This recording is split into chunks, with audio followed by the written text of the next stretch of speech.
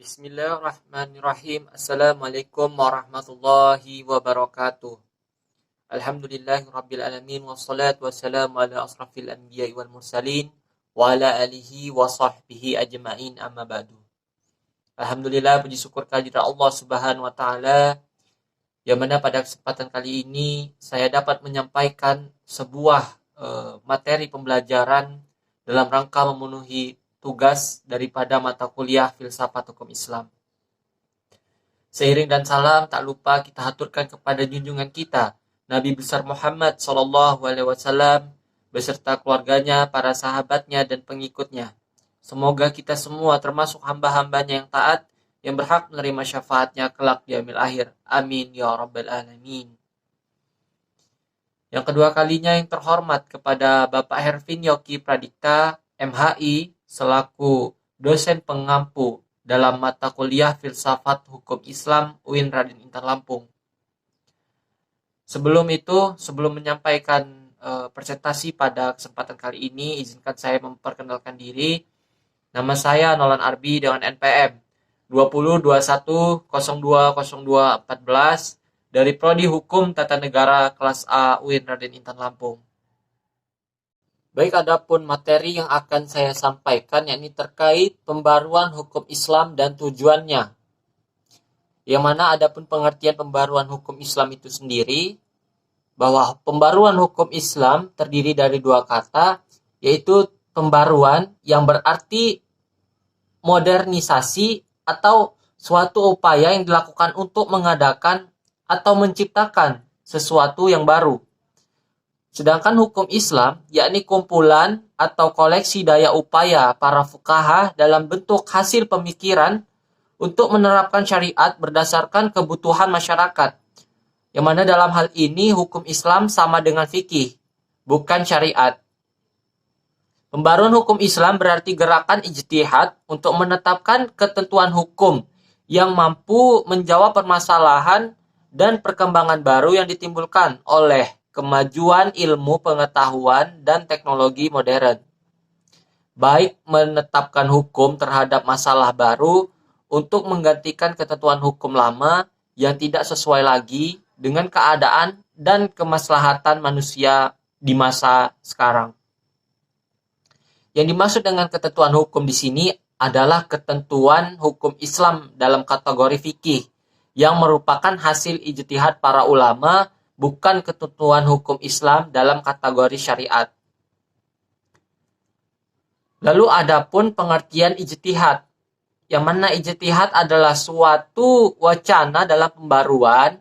Secara terminologi, ijtihad adalah mengerahkan seluruh kemampuan dan usaha dalam mencari hukum syariat.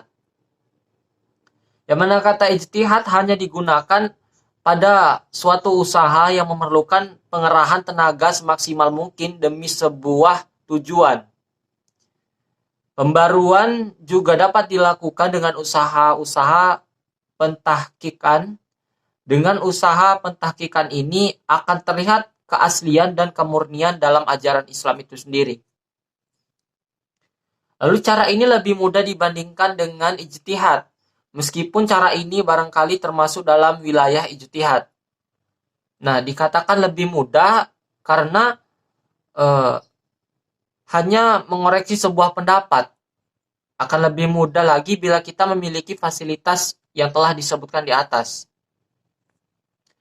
Gerakan mendobrak taklid dan menghidupkan kembali ijtihad untuk mengembangkan hukum Islam disebut dengan gerakan pembaruan hukum Islam. Sebab gerakan itu untuk menetapkan ketentuan hukum yang mampu menjawab permasalahan dan perkembangan baru yang ditimbulkan oleh kemajuan ilmu pengetahuan dan teknologi di masa yang modern.